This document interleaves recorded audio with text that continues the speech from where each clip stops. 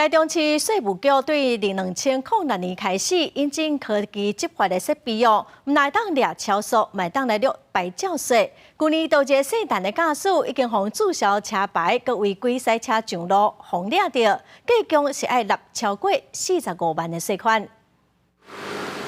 台中有113万台汽车数量是全台第一，不过大当4月纳牌照税时间过，有原有未少人无纳税。地方税务局对2006年开始引进科技执法代替人力，2023年处理的数量甲金额拢是历来新高。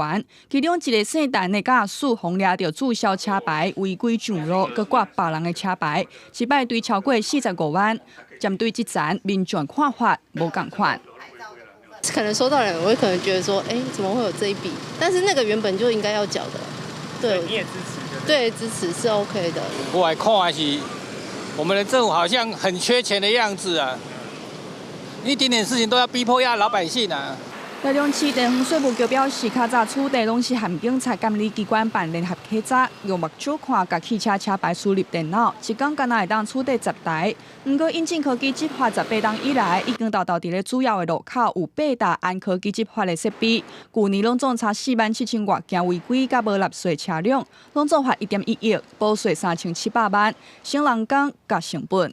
用传统式的扫街方式，在路边做一个拦查，所以说不仅会干扰交通，而且也蛮危险的。